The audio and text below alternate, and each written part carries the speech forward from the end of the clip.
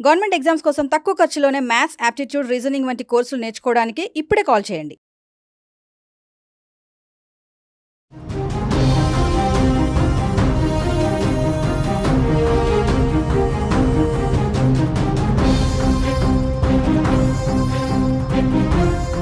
నమస్తే, welcome to our channel. ప్రస్తుతం మనతో పాటు ఉన్నారు అనలిస్ట్ రామకృష్ణ గారు. సార్తో మాట్లాడదు. నమస్తే సార్. నమస్కారం అమ్మా.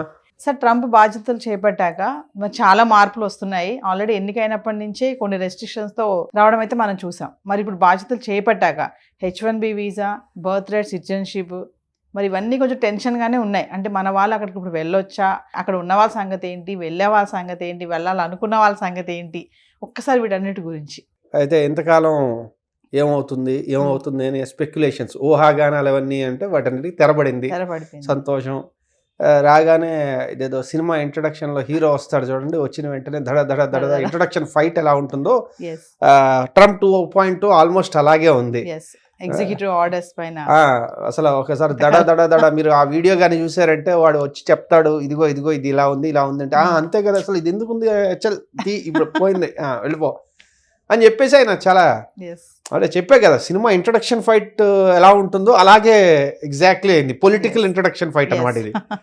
సో ఆయన చాలా క్లియర్ ఉన్నారు, నేనేమనుకుంటున్నాను అవన్నీ నేను చేస్తున్నాను లేదా చేసి చూపిస్తున్నాను అన్నట్టుగా ఆయన స్టార్ట్ చేశారు. ఇందులో భాగంగా అదేదో అంటారు చూడండి, ఈ హీరో విలన్ కొట్టుకుని మధ్యలో కమెడియన్ చంపేసినట్టుగా ఆయన ఇచ్చిన ఎగ్జిక్యూటివ్ ఆర్డర్ అంతకుముందంతా ఆయన చెప్పింది ఏంటి, ఇల్లీగల్ ఏలియన్స్, ఎవరైతే అక్రమంగా ఈ దేశంలోకి వచ్చారో వాళ్ళని వెళ్ళగొడతాను, వాళ్ళ పిల్లలకి బర్త్ రైట్ సిటిజన్ చెప్పి ఇవ్వను అని ఎప్పటి నుంచో చెబుతున్నారు. సడన్గా ఎగ్జిక్యూటివ్ ఆర్డర్కి వచ్చేసరికి దాని ఇవి మారిపోయాయి, టర్మ్స్ ఆఫ్ రెఫరెన్స్.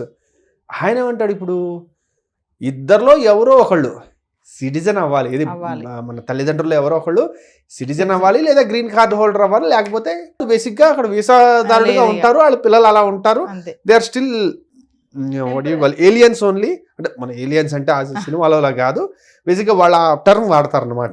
అంటే ఈ దేశపు నాగరికులు కాదు, పౌరులు కాదు, కాబట్టి వాళ్ళకి ఒక సిటిజన్కి ఉండే రైట్స్ ఇవి ఉండవు అని అర్థం. కాబట్టి ఇది మనం అర్థం చేసుకోవాల్సింది. ఇది చాలా పెద్ద షాక్ అనుకోవచ్చు. ఎందుకంటే కొన్ని లక్షల మంది గ్రీన్ కార్డ్ లైన్లో ఉన్నారు. సో మరి వీళ్ళందరి పరిస్థితి ఏంటి? ఎందుకంటే ఇప్పుడు ఇది చేసిన వాడు గ్రీన్ కార్డ్ ఇంకా కష్టతరం చేయడం అయితే నమ్మకం లేదు కదా, చెప్పలేము దాని మీద ఏం ఆర్డర్స్ వస్తాయో అది. సో అందువల్ల అదొక చాలా పెద్ద డైలమా ఉంది. రెండోది, బర్త్ రైట్ సిటిజన్షిప్ ఏదైతే ఉందో దాన్ని కరెక్ట్గా మనం చూసామంటే ఫిబ్రవరి 20వ తారీఖు నుంచి అమల్లోకి వస్తుందని చెప్పాడు. అయితే ఈ లోపల చాలామంది చెప్పింది ఏంటంటే ఇది జరిగే ఛాన్స్ లేదు, చాలామంది ఆల్రెడీ కేసులు వేసేసారు సుప్రీంకోర్టులో, ఇది అన్కాన్స్టిట్యూషనల్. సో ఇప్పుడు మనం ఒక్కొక్కటి మాట్లాడుకుందాం, అంటే ఆ రూట్లు మాట్లాడుకుంటున్నాం. ఏం జరగబోతుందంటే నేను కాలజ్ఞానం తెలిసిన పోతులూరు వీరబ్రహ్మేంద్ర స్వామిని కాదు కాబట్టి చెప్పలేను, కానీ రూట్స్ ఎలా ఉన్నాయని చెప్తాం. ఫస్ట్ ఒకటి, వీళ్ళు సుప్రీంకోర్టుకు వెళ్ళారు. సుప్రీంకోర్టుకి వెళ్తే అక్కడ 9 మంది జస్టిసెస్ ఉన్నారు, న్యాయమూర్తులు. అయితే అక్కడ న్యాయమూర్తుల్ని ఒక్కొక్క పార్టీ నియమిస్తుంది. అంటే ఒక్కొక్క ప్రెసిడెంట్, పార్టీ అండంగా అంటే ఒక్కొక్క ప్రెసిడెంట్, రిపబ్లికన్ ప్రెసిడెంటా, డెమోక్రాటిక్ ప్రెసిడెంటా వాళ్ళు నియమిస్తారు. జనరల్గా వాళ్ళు కొంచెం ఆ పార్టీకి తగ్గట్టు అంటే ఆ ఆలోచన ధోరణికి కొంచెం సింపథెటిక్గా ఉంటారు. ఏదో మొత్తం అంతా ఏదో సినిమాలో చూపించినట్టు అలా అని కాదు, వారు ఆ ఆలోచన ధోరణికి వాళ్ళు కొంచెం సింపథెటిక్గా ఉంటారు. ఆ రకంగా చూసుకుంటే ఇప్పుడు ఉన్న 9 మందిలో 6 రిపబ్లికన్ జడ్జెస్, ఓకేనండి, న్యాయమూర్తులు. 9లో 6 రిపబ్లికన్ లీనింగ్, 3 డెమోక్రట్ లీనింగ్.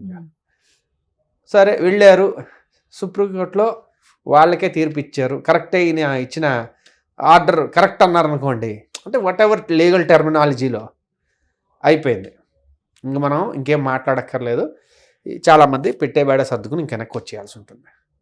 లేదు వాళ్ళు ఇది కాదు చెల్లదు, ఇది ఓన్లీ ఇల్లీగల్ ఏలియన్స్కి మాత్రమే చెల్లుతుంది, వీళ్ళకి కాదు అన్నారనుకోండి, అప్పుడు దాన్ని ఆల్టర్నేటివ్గా వాళ్ళు ఏం చేస్తారంటే మనం ఎదురు చూడాలి. ఎందుకంటే ఇదంతా ఒక స్టెప్ బై స్టెప్ నడుస్తోంది.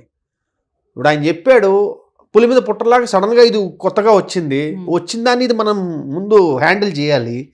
ఇది అక్కడికి వెళ్ళిన తర్వాత వాళ్ళు చెప్పిన దాన్ని బట్టి మళ్ళీ వీళ్ళు నెక్స్ట్ ఇంకేం చేస్తారో చూడాలి. సో ఇది ఫస్ట్ ఒకటి Yeah.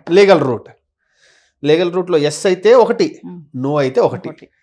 సరే లీగల్లో రిజెక్ట్ చేశారు, అప్పుడు ఏం చేయాల్సి ఉంటుంది? ఈయన కాన్స్టిట్యూషన్ మార్చాల్సి ఉంటుంది.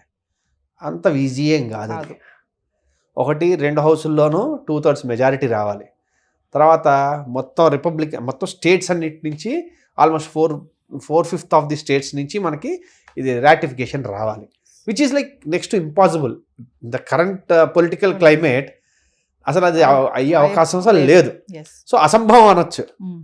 కాబట్టి అదైతే లేదు ఇంకా. సో ఏమైనా చేస్తే విత్ ఇన్ ది లీగల్ బౌండరీస్లో ఏమైనా మళ్ళీ చిన్న మార్పులు చేయొచ్చు. అది ఏదో ఉంది, when you can't convince confuse అని ఒకటి ఉంది. అలాగా ఇప్పుడు ఆయన వీళ్ళందరినీ అవుట్ రైట్గా క్యాన్సిల్ చేయకపోతే ఇంకేమైనా డీలే టాక్టిక్స్ ఏమైనా వాడచ్చు. వాడడం వల్ల ఇప్పుడు అది వాళ్ళ చేతిలోనే ఉంది కదా.